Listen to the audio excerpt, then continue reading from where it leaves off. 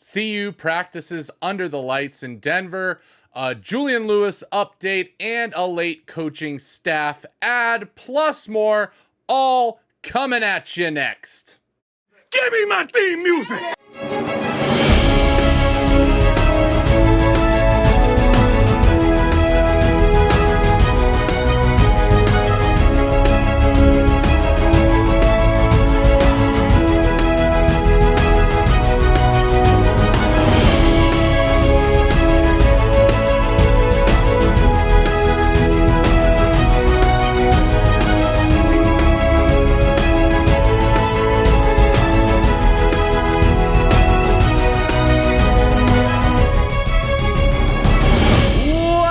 Buffs Nation, and welcome to Buffs News Weekly, the only source for weekly Colorado football news.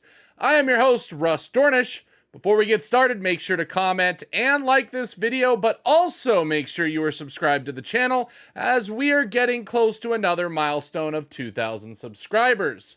For now, let's jump right into the news. This past Friday, CU practiced under the lights of All City Stadium in Denver, Colorado. The practice allowed for some inner-city children to attend, as well as the general public, giving the opportunity for people who may not be able to make it to Folsom to be able to see Colorado play. Overall, there was a lot to take away from the scrimmage, and CU fans should be encouraged by what we saw. Several players flashed, and both the defense and offense made good plays and great plays. A few of the players that had a really good night included Will Shepherd, who absolutely dominated in his chances, making a number of big catches and scoring a few longer touchdowns.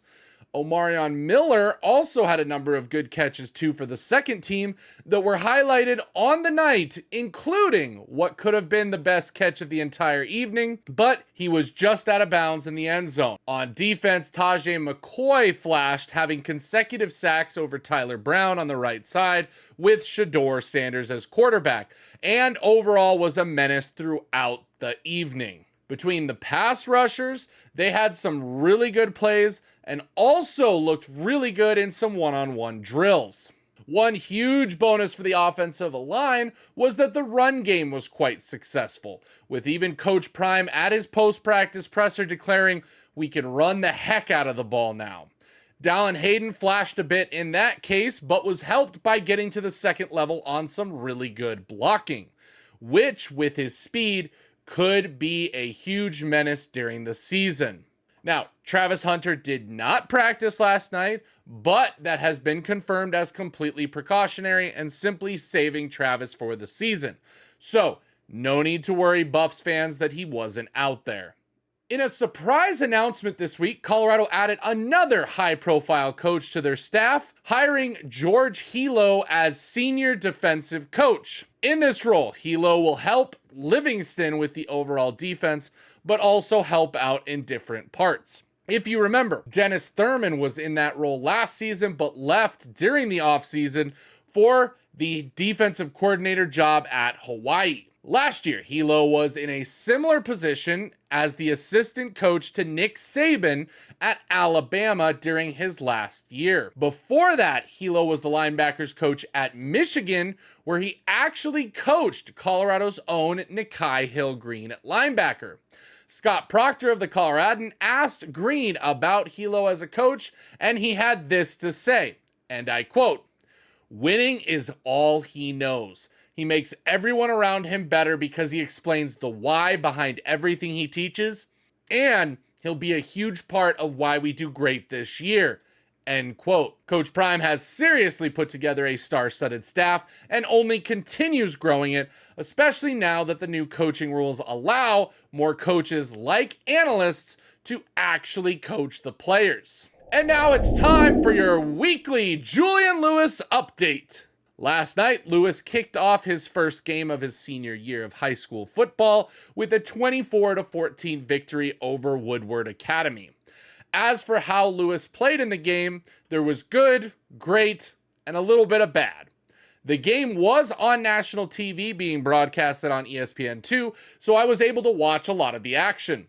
Lewis had some good plays, including a slow start that had his team down 7, where Lewis threw an interception.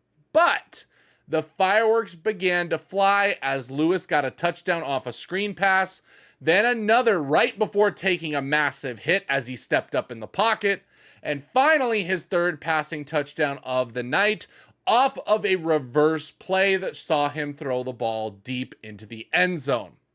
Now, the bad that I noticed came even more when Woodward Academy was coming back into the game, and out of the half, Lewis had a chance to give his team a 2-score lead, and instead went 3 and out on 2 bad throws. The first, missing a wide open player in the flat just past the first down marker, throwing the ball out of bounds instead. And then the very next play on 3rd and short, throwing the ball behind the receiver on a screen, causing him to be held up and tackled before the marker.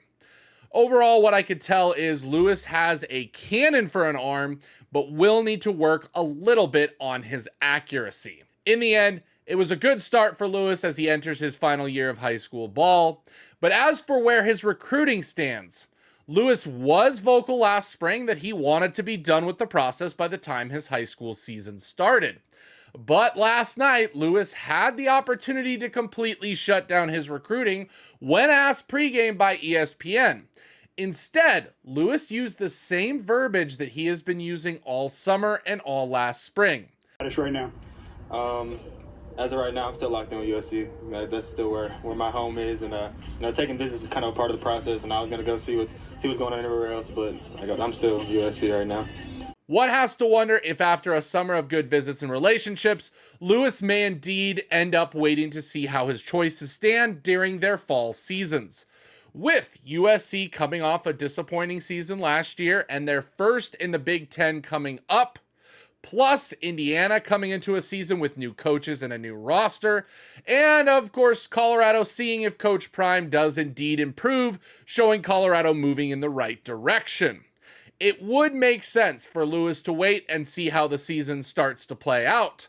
Now, if that is the case, one has to wonder if USC does indeed wait for him. Of course, another update to all of this is that USC this past week had Lincoln Riley actually join the recruiting pitch for 2025 5-star Husan Longstreet, the local 5-star quarterback currently committed to Texas A&M. We have reported the last few weeks that USC has picked up talks recently, and this week the update was Riley may be getting serious about making the switch.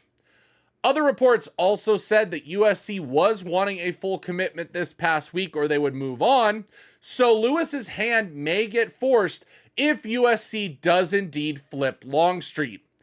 But my guess is Colorado and Indiana are both in positions that they're willing to wait it out for him rather than move on. Colorado continues to earn preseason accolades, and we continue to report on them. The first big one was Travis Hunter appearing on more preseason All-American lists, this time getting a bigger spotlight on both sides of the ball. ESPN released their list having Hunter as an all-purpose All-American. And then US Today released their list with Hunter getting first team all-purpose and second team cornerback. As for Shedeur, he was named to the Manning Award watch list for best quarterback, coming from the committee for the Sugar Bowl. Finally, BJ Green continued his string of watch lists, being named to the Lombardi watch list for the College Football Lineman of the Year award. That's it for this week. We are less than 2 weeks away from North Dakota State, so stay tuned for more. We are also doing a new weekly show with David Talks Buffs, starting our first game week on Wednesday nights, so be on the lookout for an official announcement coming soon. And of course, like, comment, and subscribe to help the algorithm. For Buffs News Weekly, I'm Russ Dornish. Go Buffs! Give me my theme music!